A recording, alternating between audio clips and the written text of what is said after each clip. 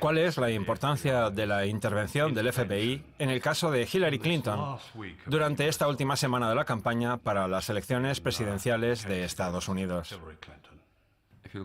Si miras a la historia reciente del FBI, se ha convertido en la práctica en la policía política de Estados Unidos. Y lo que ha demostrado el FBI al acabar con la carrera del exdirector de la CIA por darle información clasificada a su amante es que casi nadie es intocable. El FBI está siempre tratando de demostrar eso, que nadie puede resistírseles. Pero Hillary Clinton sí que ha ofrecido una resistencia muy visible a las investigaciones del FBI. Y esto ha causado mucho enfado en el FBI, porque les hace parecer débiles. Hemos publicado un buen número de correos electrónicos, alrededor de 30.000 correos de Clinton de cuando era secretaria de Estado. Vienen de un total de más de 60.000 correos electrónicos, de los cuales Clinton ha podido conservar alrededor de la mitad, unos 30.000, para ella. Y nosotros hemos publicado la otra mitad. Y después hemos publicado los correos electrónicos de Podesta, que es el jefe de campaña de Hillary Clinton. Hay un hilo conductor común en todos esos correos. Se puede ver mucho de la práctica pagar por jugar, como lo llaman. Ofrecer acceso al poder a cambio de dinero a diferentes estados, individuos o corporaciones. Esto, combinado con el encubrimiento de los correos electrónicos de Hillary Clinton en su etapa como secretaria de Estado, ha llevado a un ambiente en el que se incrementa la presión sobre el FBI. Durante su campaña, Clinton ha dicho que los rusos están detrás de todo esto. Ha dicho que los rusos han manipulado la campaña y que han sido la fuente que ha entregado a Wikileaks los correos electrónicos. La campaña de Clinton ha sido capaz de proyectar una especie de histeria neomacarcista, haciendo a los rusos responsables de todo. Hillary Clinton ha asegurado en múltiples ocasiones, falsamente, que 17 agentes de la inteligencia de Estados Unidos afirmaron que Rusia fue la fuente de todas las filtraciones. ¿De acuerdo? Eso es falso. Nosotros podemos afirmar que el gobierno ruso no es la fuente. Sí. Wikileaks lleva 10 años publicando documentos. En esos 10 años hemos publicado 10 millones de documentos, varios miles de publicaciones individuales, varios miles de fuentes diferentes, y nunca nos hemos equivocado. Todos los correos electrónicos que aportan pruebas de acceso al poder a cambio de dinero y de cómo la propia Hillary Clinton se benefició de esto y de cómo se beneficia políticamente, son extraordinarios. Estoy pensando en cómo se le otorgaron al representante de Qatar 5 minutos con Bill Clinton a cambio de un cheque de $1 millón y en muchos otros ejemplos. ¿Puede usted...? O 12 millones del representante de Marruecos. 12 millones del de Marruecos. Para la asistencia de Hillary Clinton. En términos de política exterior de Estados Unidos, eso es para mí lo más revelador que muestran los correos electrónicos. La conexión directa entre Hillary Clinton y la fundación del grupo yihadista Estado Islámico de Irak y el Levante, en Oriente Medio. ¿Puede contarnos algo sobre esto? Sobre todo, cómo los correos electrónicos demuestran esta conexión. Los que supuestamente deberían estar luchando contra los yihadistas del Estado Islámico son en realidad aquellos que han ayudado a que se crease. Hay un correo electrónico de principios del 2014 de Hillary Clinton, poco después de que dejase de ser secretaria de Estado, a su jefe de campaña, John Podesta. En este correo se manifiesta que el Estado Islámico de Irak y el Levante, el actual Estado Islámico, es financiado por Arabia Saudita y Qatar, por los gobiernos de Arabia Saudita y Qatar. Creo que este es el correo electrónico más significativo de toda la colección. Quizás porque el dinero qatarí y saudita está repartido por todas partes, incluyendo muchos medios de comunicación. Además, como muchos analistas saben, y el gobierno estadounidense ha comentado, algunas figuras sauditas han estado apoyando y financiando al Estado Islámico. Siempre se ha dicho que, bueno, que es algún príncipe canalla el que utiliza el dinero del petróleo para eso, pero que en realidad el gobierno no está de acuerdo. Sin embargo, ese correo dice que no, que son los gobiernos de Qatar y de Arabia Saudita los que han estado financiando al Estado Islámico. Los sauditas, los cataríes, los marroquíes, los bahreiníes, pero particularmente los sauditas y cataríes le dan todo ese dinero a la Fundación Clinton,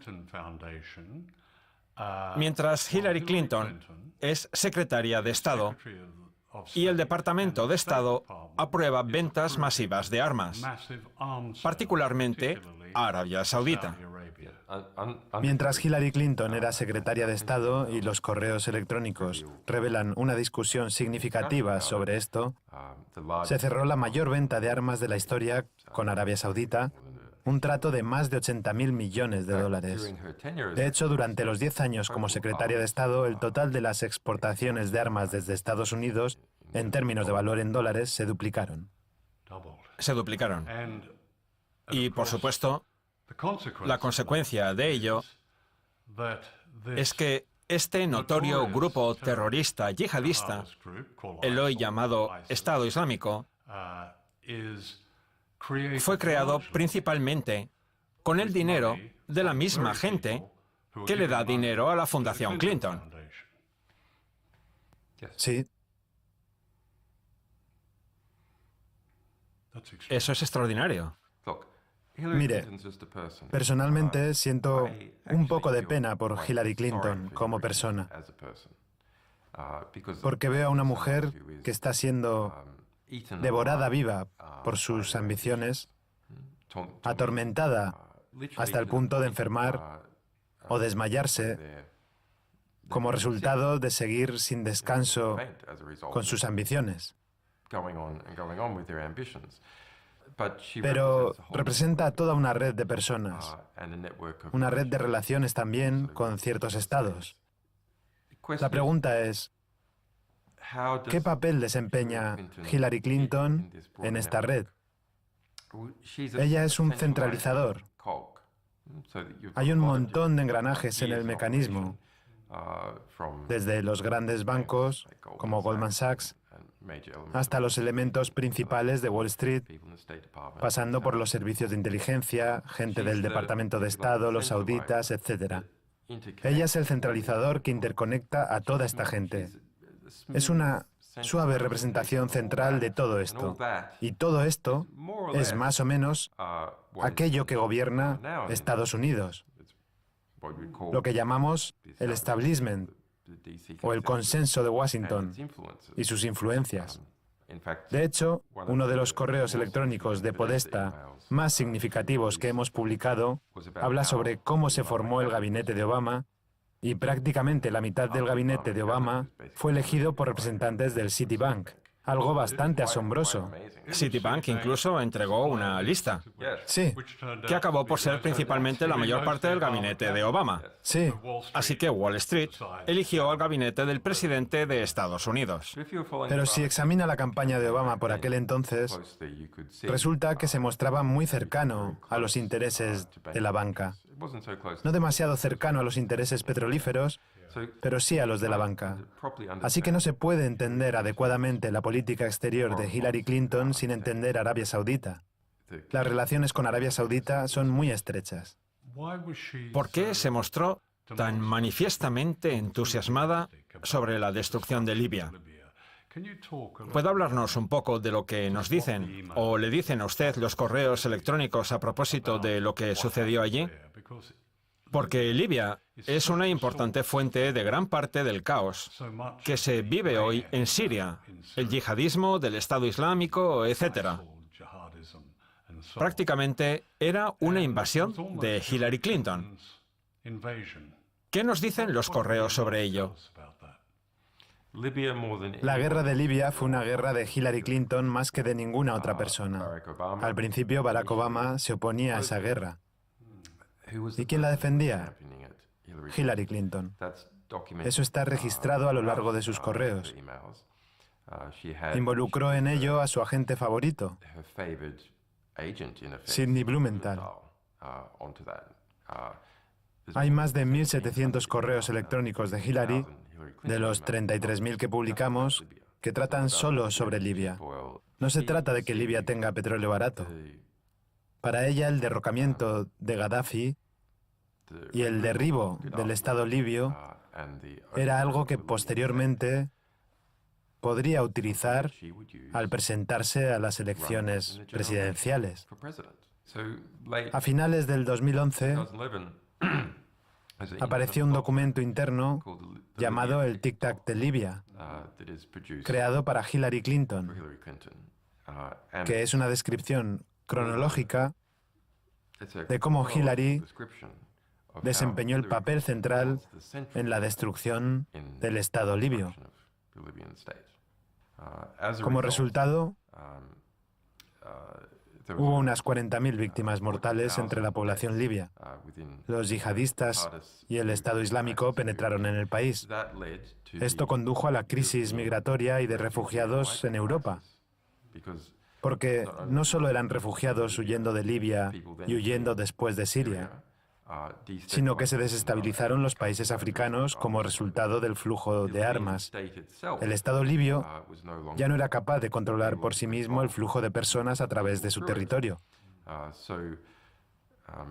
Libia limita con el mar Mediterráneo y era el corcho que tapaba la botella de África. Por eso, antes los refugiados que huían de los problemas económicos y guerras civiles en África no acababan en Europa, porque Libia controlaba el Mediterráneo. Eso lo dijo abiertamente en su momento Gaddafi, a principios del 2011. ¿Qué creen que están haciendo los europeos bombardeando e intentando destruir el Estado libio? Va a haber flujos de inmigrantes y yihadistas de África a Europa. Y es exactamente lo que ha pasado. Usted recibe muchas quejas de la gente que dice, ¿qué hace Wikileaks? ¿Está intentando poner a Trump en la Casa Blanca? Yo creo que a Trump no le permitirán ganar. ¿Por qué lo digo? Porque no tiene de su lado a ninguna de las clases dirigentes. No tiene ni una, con la excepción quizás de los evangelistas, si se les puede llamar clase dirigente. Pero los bancos, la inteligencia, las compañías armamentísticas, el dinero de fuera, etc., están todos unidos detrás de Hillary Clinton. Y también los medios de comunicación de masas. Los dueños de los grandes medios de comunicación e incluso los propios periodistas. A Wikileaks se le acusa de ser aliado de Rusia y algunas personas dicen, ¿por qué Wikileaks no investiga y publica correos electrónicos de los rusos? Hemos publicado más de 800.000 documentos de todo tipo relacionados con Rusia. La mayoría de ellos son críticos. La mayoría son críticos y de esas publicaciones han salido muchos libros sobre Rusia, la mayoría de ellos críticos. Y hubo documentos que se han llegado a usar en una serie de casos judiciales, casos de refugiados, de personas que huían de algún tipo de persecución política en Rusia y que usaban esos documentos para defenderse. ¿Tiene alguna opinión personal respecto a las elecciones en Estados Unidos? ¿Tiene preferencias entre Clinton o Trump? Donald Trump. ¿Qué representa en la mente de los estadounidenses y de los europeos? Representa a la basura blanca estadounidense, deplorable e irremediable, prácticamente lo mismo. Es decir, desde la perspectiva de la clase dirigente, educada, cosmopolita, urbana, esta gente son palurdos, con los que no se puede tratar tal y como son. Y dado que, a través de sus discursos y acciones, y a juzgar por la gente que acude a sus mítines, representa tan claramente a esa clase de personas que no son de clase media alta formada,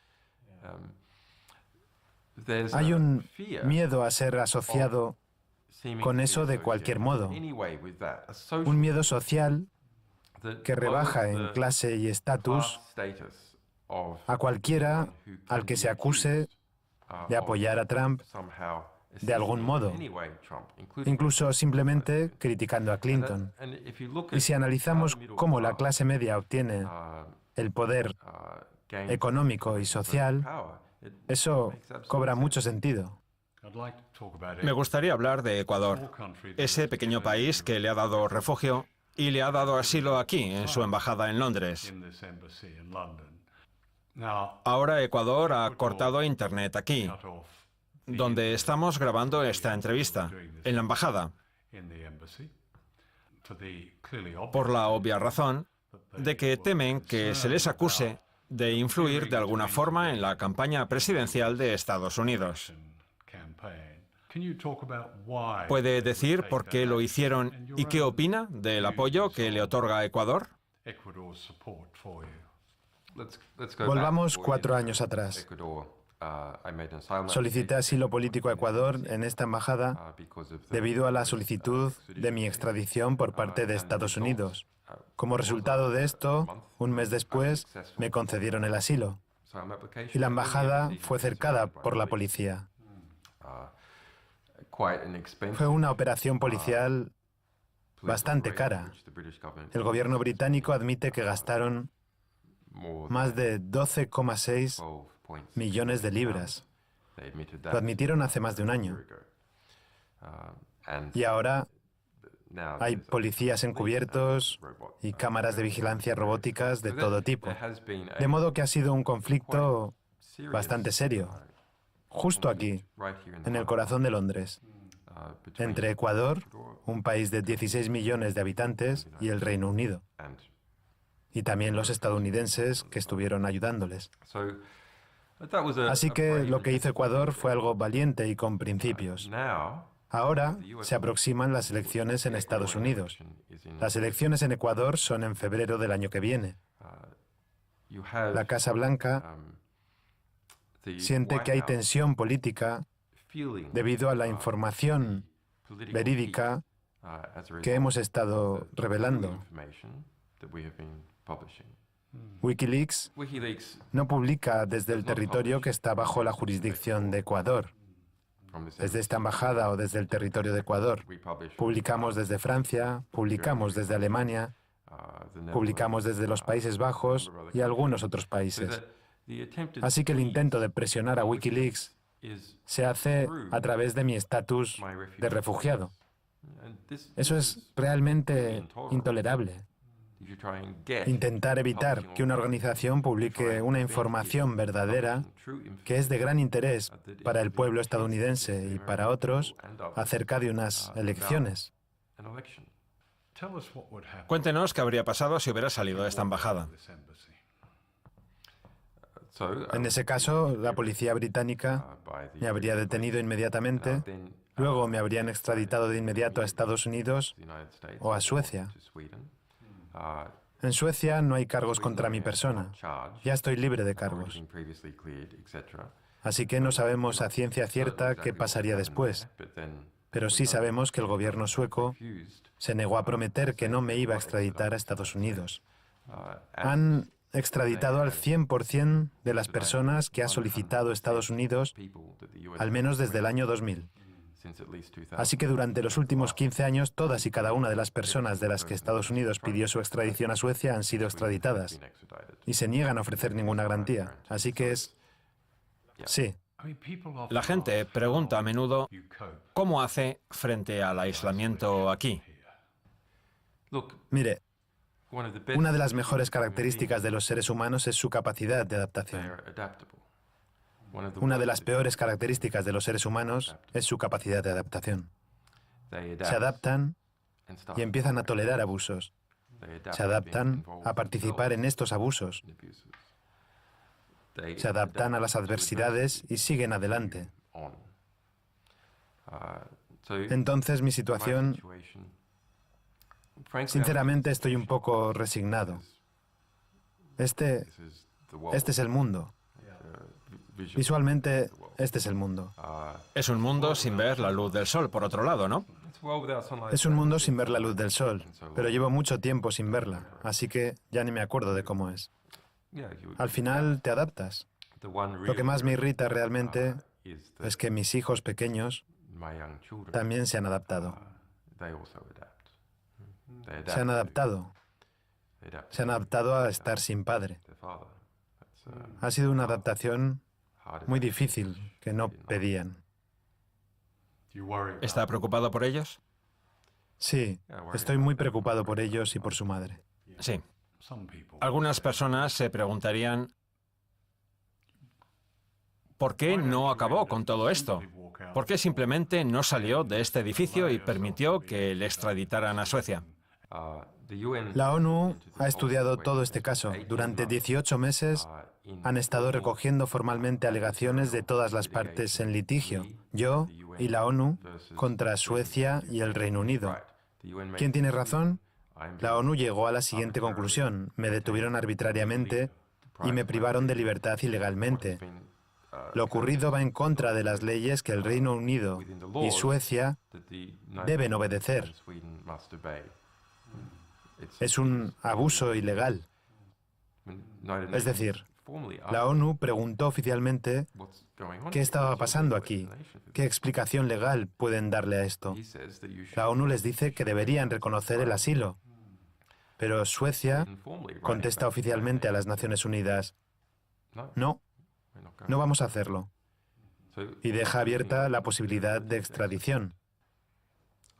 Me parece absolutamente asombroso que toda esta información sobre mi situación no se haya hecho pública en la prensa. La razón es que no se adapta al discurso occidental establecido, el decir que sí, que en Occidente hay presos políticos. Esto es una realidad, no soy el único. Mucha gente está en la misma situación. Occidente tiene presos políticos. Ningún Estado llama a la gente encarcelada o detenida por razones políticas presos políticos.